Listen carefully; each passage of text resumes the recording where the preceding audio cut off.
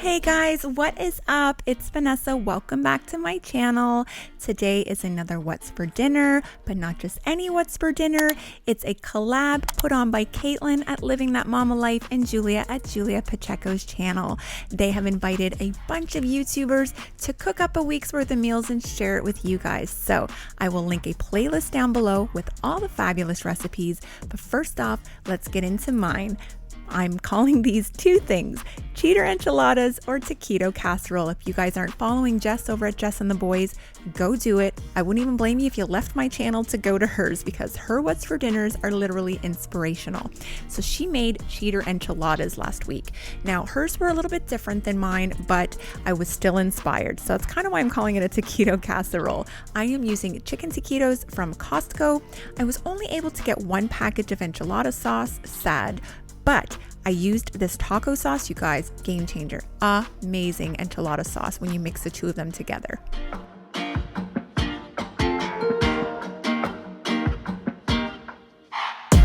Alright, so this isn't super complicated. I am layering as many taquitos as I'd like. I ended up putting about 2 layers and having to cut a few just because of the size of my pan. You could do this in a 9x13 if you wanted a bigger one, but we weren't feeding that many of us that night. So all I end up doing is putting the taquitos in the pan, layering a little bit of cheese, then putting my sauce down, a little bit of cheese in the sauce, and then topping it with a ton of cheese. I baked it at around 375 for 25 minutes, and you guys, I'm just saying, I don't know that I will ever make regular enchiladas again.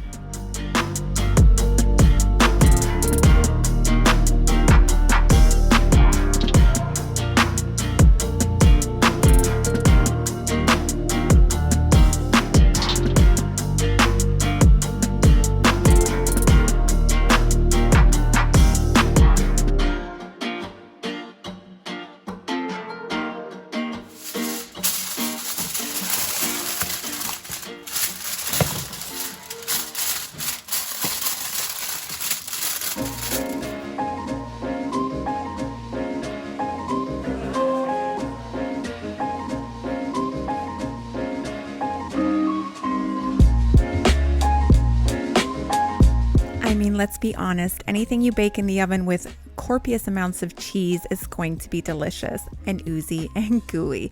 But you did see there, I threw some aluminum foil on top, but I did take that off for the last 5 minutes with my broiler to get it looking like this. Now, I decided to go ahead and cut them. I was going to give like an entire taquito, but this kind of worked out a little bit better. I don't know, guys. I'm just telling you. I am super excited about this meal, and I could not wait to show this to you guys. I had made some homemade guacamole in my food prep earlier in the week. I will link that video for you guys. Definitely go check it out. I just topped it with jalapenos, sour cream, homemade guacamole, and my life was perfect. And also, this is something that heated up even better the next day.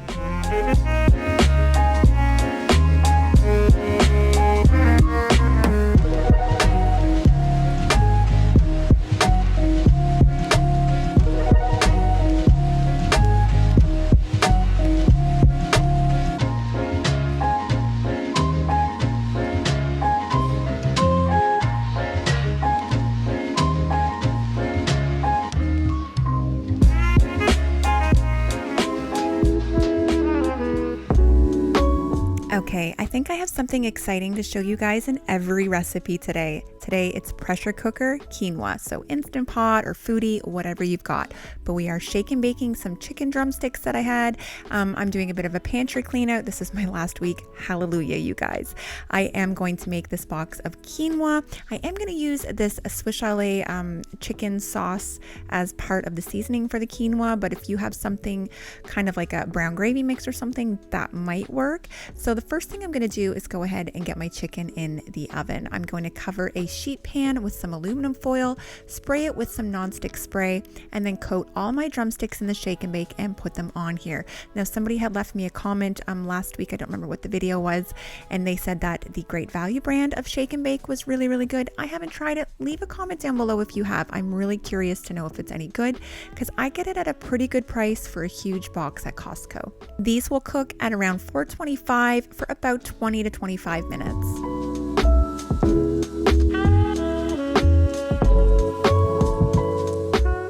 Now Now, what I have in this measuring cup is a package of OXO chicken seasoning, and I'm going to add about a heaping teaspoon of this dipping sauce seasoning. Again, if you have some sort of substitute and you don't have that Swiss chalet around you, definitely check it out.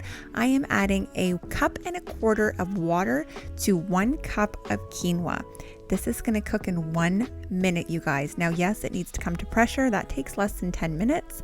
And then I'm going to let it do a natural release for 10 minutes and then release the remaining pressure. So all in all, you're looking at 21 minutes. However, it's completely without having to pay attention. And for me, I'm all about that. I don't want to look at a pot on the stove and wonder if it's sticking to the bottom or going to boil over on my stove.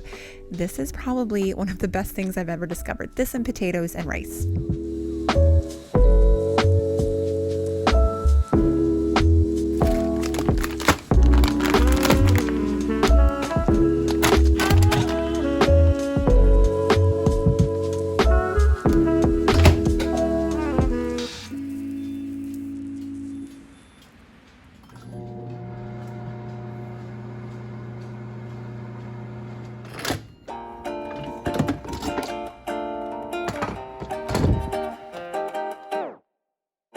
Here it is, you guys, the magic. This is so flavorful. It's incredible. Please, please try it.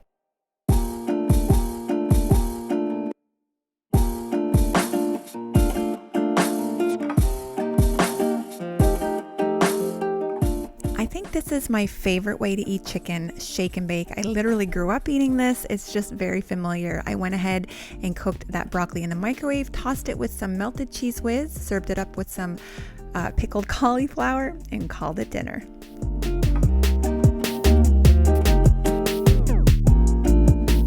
Okay, so I have shown this on 2 different What's for Dinners in the past, but the lighting was bad, and well, we're just gonna do it again because I figure if I'm cooking it, I'm gonna share it with you guys. I have a lot of new subscribers here, so let's get into it. I am making my beef stew, not to toot my own horn, but this is so good, you guys. You're gonna need some beef and some flour to coat it because you're gonna wanna brown it first.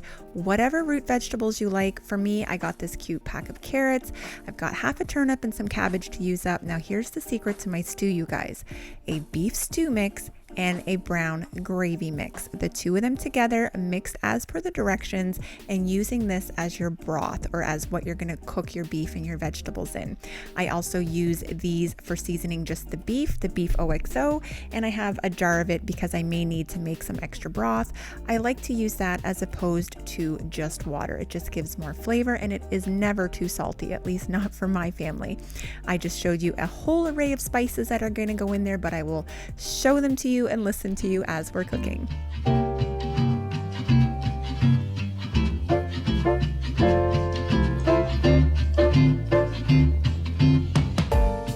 So this is how I cook, you guys. I like to prep when I have time. So this is earlier in the afternoon before I have any kids to pick up. So I decided to cut up all of my vegetables and set them in a bowl so they'd be ready to dump in the stew when I was ready. Now, I did show you potatoes there. I'm going to be mashing those. So we're going to cook those in the foodie or the Instant Pot in a minute. Remember I said I had something exciting about every recipe? Well, that's another one. I have showed it in last week's video, but I'm going to show that in every video, you guys. Pressure cooker potatoes are bomb. That's all I have to say. I like to cut my vegetables up a little rustic just to, I don't know, I just think it's fun. And are these carrots not incredible? We got them at a local farmer's market. I was super pumped when I saw them. I'm also going to chop up an onion and some celery, but that's going to be separately later, and that's going to be cooked with my beef. I'm going to put the cabbage, turnip, and carrots and set them all aside.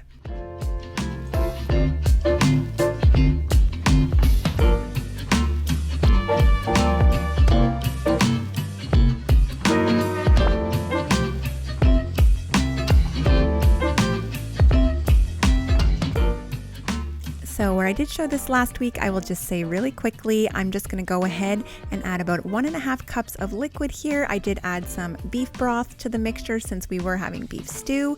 I'm going to throw my basket in there and just dump all of my potatoes. I didn't peel them. I did wash them really, really well and kind of cut them in half. Now, someone did comment on my other video, they don't cut them at all. I just do it for ease because I am going to be mashing them and I think it's just easier. You're going to go ahead and cook these. Now, whether you have an Instant Pot or a Ninja Foodie, you're You're going to cook them for about 9 minutes on high. Now, I have seen people say 8 or 10. For me, I just pick the middle because it's just the easiest and they're perfect every time.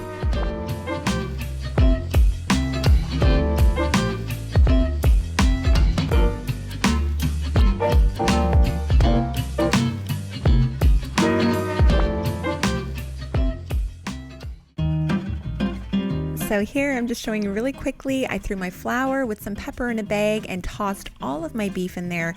I am going to cook it on a medium-high heat to get a nice crust on it and just to get some flavors in the bottom of my pan for when we start building our stew.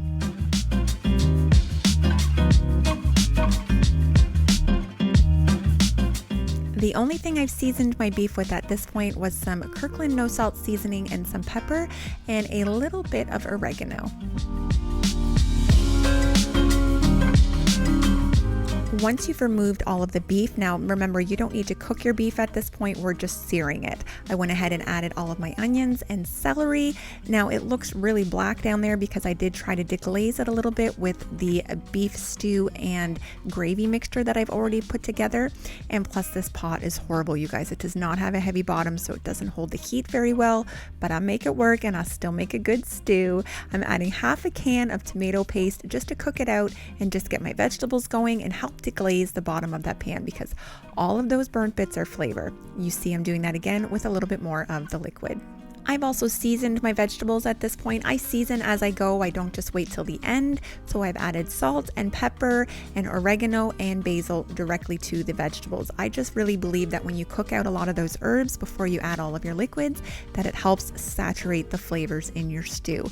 Now I'm going to add the beef back to the pot with all of those vegetables, and I'm going to add all of my liquids. Now the thing about these is it's up to you, and it depends how much meat you're using and how big your pot is. So just keep adding enough liquid so that your vegetables are going to be covered when you pour them in.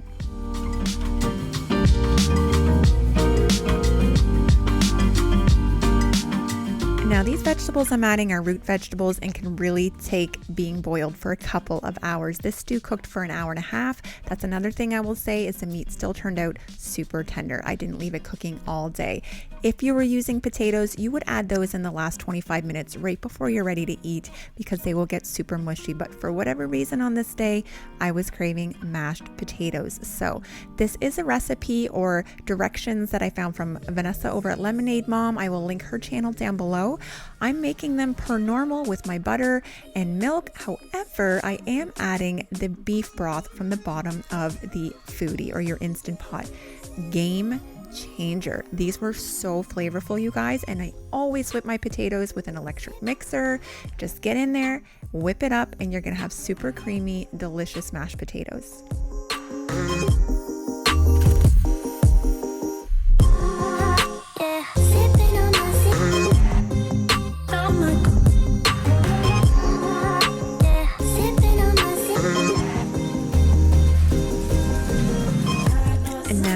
Originally intended on making a recipe by Jess and the boys and turning this into a casserole where you pour your stew into a 9x13 pan and lump your potatoes on top and bake it in the oven. I'm not gonna lie, I was starving and I got lazy, so I didn't do that.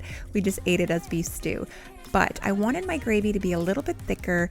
Go ahead and whisk in a water flour slurry, which is equal parts water and flour combined, and then slowly whisking it in or stirring it in. It should be fine as long as it's a slurry. You never add flour directly to liquid or you're gonna have lumps, but you can see how thick it's getting already. And this was amazing. Spooned over some delicious mashed potatoes, and I sprinkled some green onions that I had cut up. I will link my food prep. Make sure you check it out because, guys, those green onions are going on 7 days and they already look amazing.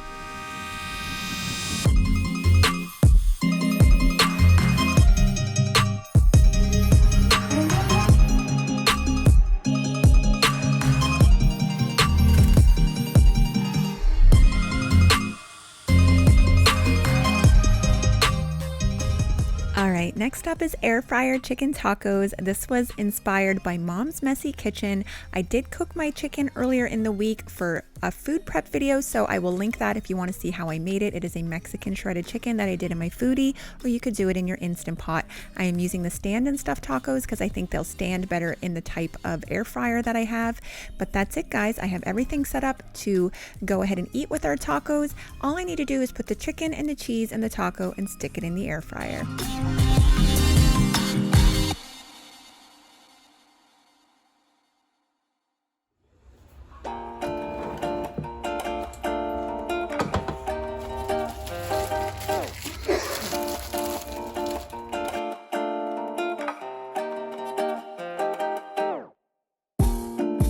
Okay, so if you had a square air fryer basket, obviously these would fit much better and you'd probably be able to fit like 2 or 3 more than I can.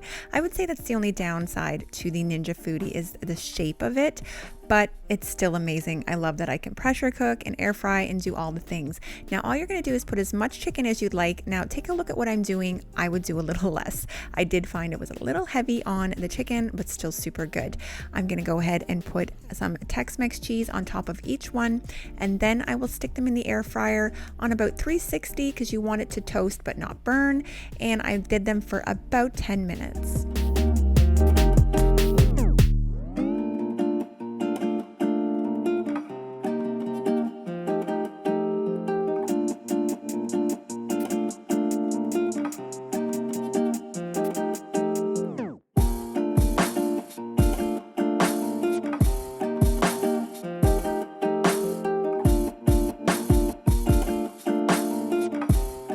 Now here they are. These were incredible. That's all I'm gonna say. And I will say the longer that they sat, because we had some sit for like 20 minutes, they tasted even better. I don't know what that's about. I went ahead and threw in my second batch, and then the boys ate up the first 5 and we ate up the rest, you guys.